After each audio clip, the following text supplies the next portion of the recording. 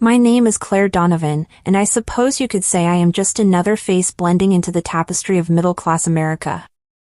I was born in Cleveland, Ohio, into a family that valued small things, steady things, Sunday dinners at the dining table, old hand-me-down cabinets polished by my mother's relentless care, and a father who worked at a small accounting firm, bringing home enough to make sure bills were paid on time but leaving little beyond that. Our vacations were road trips to neighboring states, packed sandwiches in styrofoam coolers, and roadside motels rather than luxury resorts. I work really hard to make videos for you all, so please subscribe to my channel and like this video. Also, make sure to tell me your name and where you are watching this story from. Let's start the story. That was my life, ordinary, modest, but secure. I didn't grow up thinking about the weight of wealth or the invisible walls that separate the rich from the rest of us. Back then, love, career, and happiness seemed like universal goals, achievable by anyone who worked hard. It wasn't until I fell in love with Matthew Whitmore, fiancé, lover, stranger, that I began to understand how love can be swallowed by class. Matthew came from influence. His father was a prominent attorney whose name carried weight in every courthouse in New York, and his mother was a philanthropist who hosted glittering banquets in hotel ballrooms under twinkling chandeliers, raising money for causes and building social currency in the process. Their family photographs, often splashed across glossy magazines that celebrated society's elite, were portraits of cultivated perfection, tall, stunning, immaculately dressed, each frame echoing wealth. And me? I was Claire, 26, working as a history lecturer at a small community college in Brooklyn, stringing together lesson plans while sharing a two-room apartment with a roommate I barely saw. There was no glamour in my life, but there was an anchoring simplicity. When Matthew and I met, it wasn't in some expensive gala or elite hall. It was in a public library. Fate's little trick, I call it now.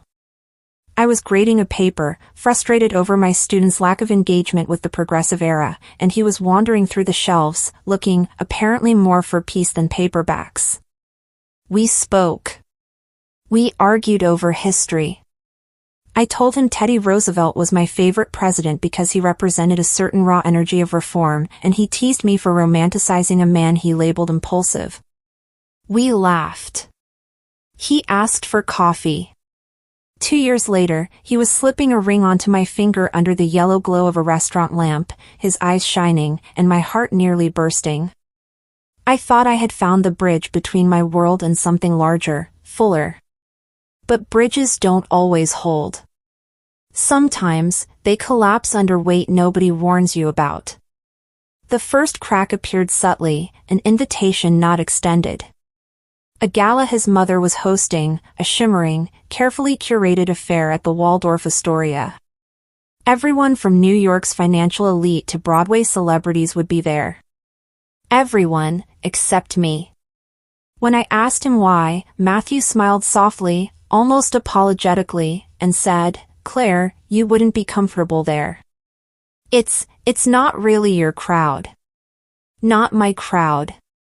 Those words, spoken with the casualness of someone who had never been excluded in his life, landed on me like quiet thunder. I laughed it off then, pretending it didn't matter. But deep inside, the sting spread. It was the first time I realized love doesn't erase lines, it sometimes highlights them. But that night was just the beginning. I kept telling myself it was a minor thing. After all, not every partner attends every event. I reminded myself that Matthew and I had a private kind of intimacy, one that didn't need to be validated under chandeliers or sequined gowns. But the trouble with a lie is it doesn't stay silent for long, it grows, it ripples, and it eventually forces you to face it. It was early spring when the next crack appeared. One chilly evening, Matthew was pulling on his navy blue tuxedo jacket, adjusting his cufflinks with the ease of someone who had done it 1,000 times. I sat on the edge of the bed, watching him, a book loosely folded shut in my lap. He looked devastatingly handsome, like he had just walked out of one of those glossy magazines that I'd seen his family in. "Where's this one?" I asked, trying to keep my tone light. He glanced at me through the mirror of his dresser. The Peninsula Hotel. A dinner. Some business folks my dad wants me to meet. And I'm not invited? This time, he didn't soften his refusal. He just shook his head, careful, measured. Claire, it's networking. Corporate conversations. You'd be bored. I don't know what hurt more, the dismissal or the assumption. He didn't even ask if I would be interested, he decided for me. That's twice now, Matthew, I said, my voice quieter than I expected. First the gala, now this. Are you ashamed of me? The words slipped out before I could stop them, and I hated myself immediately for asking. Matthew spun around quickly, his face pale, his hands raised in protest. Of course not, he said, coming to sit beside me. Claire, no. You're everything to me. Those circles are cruel. They'd pick apart your clothes, your background, the way you speak. I don't want you to feel humiliated. I wanted to believe him. I really did. Yet, in the pit of my stomach, something twisted. If he loved me, wouldn't he stand beside me, no matter what the whispers said? Wasn't love supposed to silence humiliation rather than hide from it? After he left that night, I lay in our bed, the city's muffled hum drifting through the window. My book sat unopened at my side, and my mind kept circling his words. Not your crowd. They'd pick you apart. But hadn't I been trying my whole life to prove that I could belong somewhere beyond the boundaries life had drawn for me? I had worked for everything, my degree, my career, my independence. And now, I was being told I was too small, too plain, to stand in a room beside the man I was going to marry. The next week only deepened the divide. Photographs surfaced online, Matthew, tall and confident in his tuxedo, shaking hands with CEOs, smiling politely beside women in glittering gowns. His arm casually settled on a socialite's shoulder in one picture. I knew it was nothing, yet my throat tightened anyway. I scrolled through those images alone in my apartment, remembering the nights when I counted quarters to pay for subway fare, and the holidays I had worked part-time jobs just to buy my parents' Christmas presents. I wondered if any of those people in the photographs had ever known what it felt like to measure life in tiny sacrifices. What unnerved me most, though, was not envy, it was a growing question. If Matthew couldn't invite me into his world, then where exactly did he think I belonged in his life? The following weeks became a strange rhythm of presence and absence. With Matthew, I had stolen moments of intimacy, late-night walks through Central Park when the city seemed softer, mornings where he made me black coffee just the way I liked it, simple laughter at inside jokes only we understood. Those moments reminded me of why I loved him. But then, his absences returned with their sharp edges. The luxury events, the exclusive dinners, the art exhibitions, each time I was left behind, my absence never mentioned, never acknowledged. And whenever I asked, the same response came, Claire, it's just not the kind of place you'd enjoy. I began to hate that phrase. My suspicions started to gnaw at me. Was it truly about me not enjoying those places, or was it about him not wanting me there? At one point, I tried to voice my unease to my roommate, Jasmine, who was a nurse and far more practical than me. One evening as she spread peanut butter on toast after her shift, I sighed and leaned against the counter. Do you ever feel like someone loves you but not all of you? I asked. Jasmine raised her eyebrows, chewing slowly. You mean Matthew? I hesitated, then nodded. He doesn't take me to any of his family's events. Not one. He says he's protecting me from their judgment. Jasmine gave me a look that was both sympathetic and firm. Claire, don't fool yourself. If he truly wanted you by his side, he'd let them judge and stand with you anyway. Protection shouldn't feel like exclusion. Her words sank into me deeply, though I wasn't ready to admit she might be right. At the college, surrounded by my students, I found unexpected clarity in the conversations they sparked. During a discussion about the Gilded Age, one of my more outspoken students remarked, "It's funny how those in power say they're helping the poor, but they never actually invite them to the table. They just keep them outside with charity scraps." The classroom chuckled, but I froze in my seat. Never invite them to the table. It felt as if he had dragged the words directly from my private turmoil. Wasn't that exactly what Matthew was doing? When I visited my parents over the weekend, the subject came up again. Over roasted chicken and mashed potatoes, my mother noticed the exhaustion on my face. "Sweetheart," she said gently, "you don't seem like yourself. Is everything all right with Matthew?" I responded too quickly, "Yes, of course." But my father, always more direct, put down his fork and studied me. "Claire, relationships aren't about comfort. They're about courage. Does he make space for you, or just keep you in a corner where it's convenient?"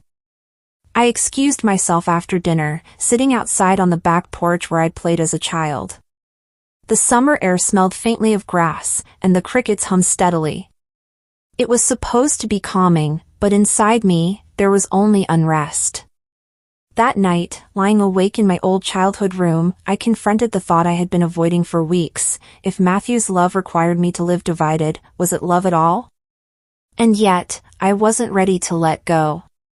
Not yet. Because part of me still believed we could bridge it, somehow. It was late on a Thursday night when I finally decided that silence was no longer an option. Matthew had just returned from another event, his cologne still lingering from the evening, his tie loosened and tucked into his pocket. He looked tired but satisfied, as though he had just completed another duty, another performance on the glittering stage of his family's world. I watched him take off his shoes in silence. My heart hammered in my chest. I had rehearsed the words all day, whispering them to myself like stolen prayers. "Matthew," I began carefully, "we need to talk." His head lifted, his eyes narrowing slightly with caution. "Talk about what?" I swallowed hard. "About us. About why you never take me to any of these events." He rubbed the back of his neck, sighed, and sat down across from me. "Claire, we've been through this." "No," I interrupted. My voice was louder this time, foreign even to me. "We haven't been through it. You've only ever told me excuses. That I wouldn't enjoy it. That they'd judge me. But Matthew, do you hear what you're saying? You're choosing for me. You're drawing the lines of this relationship, and I'm just standing on the margins, waiting for scraps of what's left." The words tumbled out faster than I could stop them, my throat tightening with every sentence. "We're supposed to be a team. If you're really going to marry me, then shouldn't I stand by your side everywhere? Not just in private, not just in libraries or coffee shops, but in your real world too?" His gaze faltered. For the first time, I saw hesitation creep over his confident features. "Claire," he said softly, "you don't understand the circles my family moves in. They've spent decades building a reputation. They measure people by their background, their wealth, their lineage. I've tried to shield you from that because," he paused, searching for the word. "Because it's brutal." My eyes burned, but I forced myself to meet his gaze. "Shield me, Matthew, or hide me?" The silence that followed was deafening. He reached out for my hand, but I pulled it back. "If this is how it's going to be, I need to know now. Am I your partner, or just your secret?" His mouth opened, then closed again. For the first time in 2 years, Matthew Whitmore, the man who always had an answer, always a confident remark, looked completely lost. That look terrified me more than if he had denied me outright. Because if he truly didn't know the answer, what did that mean for us? That night, I lay next to him in bed, our backs turned, and for the first time in our relationship, I felt utterly alone. The next shift in our relationship happened not in the quiet privacy of our apartment, but under the indifferent eyes of strangers. One Sunday afternoon, Matthew suggested we attend an art exhibition, nothing large, just a modern gallery showing new installations in Chelsea. I was surprised he asked, and part of me leapt with hope. Perhaps this was his attempt at inclusion, at bridging that invisible gap I kept stumbling upon. At first, it felt normal. We wandered through the gallery together, discussing the surreal installations, him leaning in close to hear my thoughts. I felt lighter, more at ease, even daring enough to link my arm through his as we moved. Then, it happened. We ran into one of his parents' acquaintances, an older woman, dressed in pearls that looked older than me, her thick perfume filling the white-walled space. She greeted Matthew warmly, her voice syrupy and knowing. Then, her eyes landed on me. "And who is this?" she asked, her tone slicing, though still disguised as polite curiosity. I opened my mouth to answer, but I hesitated, waiting for Matthew to introduce me. For him to say my fiancée, Claire. For him to proudly name me. Instead, he cleared his throat and said, "Oh, this is Claire. She teaches history at a community college in Brooklyn." That was it. No mention of fiancé. No weight to our bond. Nothing but a sterile introduction, as though I were someone he just bumped into by accident. The woman nodded faintly, her smile brittle, and turned back to him almost immediately, resuming their chatter about weekend estates in the Hamptons and summer charity galas. I stood there, shrinking, invisible. When she finally walked away, I forced a smile, but inside, a crack split wider. "You didn't tell her," I said quietly. Matthew blinked. "Tell her what?" I stared at him in disbelief. "That I'm your fiancé. That we're engaged." He exhaled, almost impatient. "Claire, it wasn't the right time. She can be judgmental." The words left me cold. "Then what's the right time, Matthew? When it's convenient for you? When it won't cost you something in their eyes?" People passed the gallery hall around us, oblivious to the storm building inside me. He tried to wave it off, to continue walking, but I stayed rooted in place, my voice trembling. "I can't keep living like this," I whispered. "I can't be the shadow in your life while you shine under their lights. I love you, but love isn't supposed to make me feel small." Matthew glanced around, clearly uncomfortable with the public nature of our argument. "We'll talk at home," he muttered, his jaw tight. But walking home that evening, my steps beside his felt heavier, as though each one dragged me closer to an answer I didn't want to face. Because the divide was no longer just in my head, it was alive, visible, and witnessed in the eyes of others. The silence between Matthew and me lingered for days after the gallery incident. We moved around each other carefully, speaking only in fragments, about groceries, about work schedules, about the mundane. But the unspoken words, the ones that mattered, hung heavy in the air. Then, one Friday evening, he broke the silence. "My parents want you to come to dinner," he said suddenly, as though the invitation hurt him to speak aloud. I looked up sharply, my heart thudding. "What?" He kept his gaze low. "My mother insisted. She knows we're engaged. I didn't want to overwhelm you, but she asked to meet you officially." Officially. The word pierced me. After 2 years together and a proposal, after countless nights spent dreaming about a shared future, only now was I being invited to his family table. Still, a part of me ignited with fragile hope. Perhaps this was the beginning of acceptance. Perhaps I had judged Matthew too harshly. The night of the dinner, I wore my best dress, navy blue, modest but fitted, paired with simple earrings my mother had given me. Standing in front of the Whitmore's towering brownstone in Manhattan, I felt my breath catch. Their home didn't look like a house, it looked like a statement carved into stone, generations of privilege wrapped into every brick. Matthew squeezed my hand as we stepped through the door. Inside, the world felt muted and expensive, the gleam of polished floors, art pieces I had only ever seen in textbooks, and a chandelier that shimmered with cold authority. His mother greeted us first. Tall, elegant, her smile sharp enough to cut glass. "Claire," she said, though it sounded like she was simply pronouncing a word rather than welcoming a person. "Mrs. Whitmore," I replied politely, extending my hand. Her eyes flicked to it briefly, then returned to Matthew. "Shall we?" she said, already turning toward the dining room.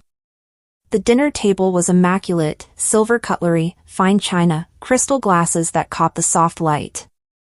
There was no warmth, no clutter, none of the cozy imperfection of my family home. Matthew's father joined us, equally composed, his questions directed mostly at his son. I sat quietly at first, trying to keep up, until his mother turned toward me suddenly.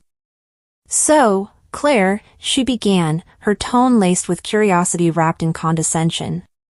"Matthew tells us you teach history at a community college, was it?" "Yes," I said evenly. "Brooklyn Community." Her lips curved faintly. "How noble." The word lingered in the air like smoke, and I felt my cheeks flush. Noble, as though my work was admirable, but beneath them. I forced a small smile. "I enjoy it. My students may not come from privilege, but their perspectives are sharp.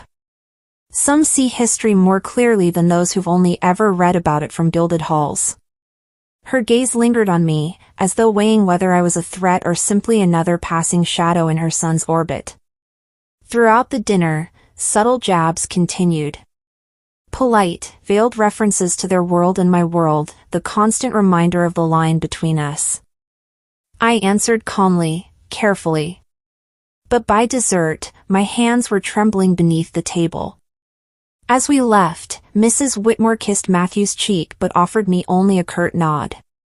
And while he acted as though nothing was unusual, I felt something deep inside me snap. Because no matter how hard I tried, their table would never feel like mine. And worse, I wasn't sure Matthew would ever ask them to make room for me. After that dinner, something inside me shifted permanently.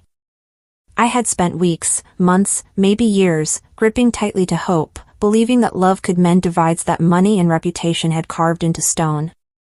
But as I stood there in the Whitmore's marble foyer, watching Matthew slip easily back into his parents' world while I lingered like an outsider, I realized something stark.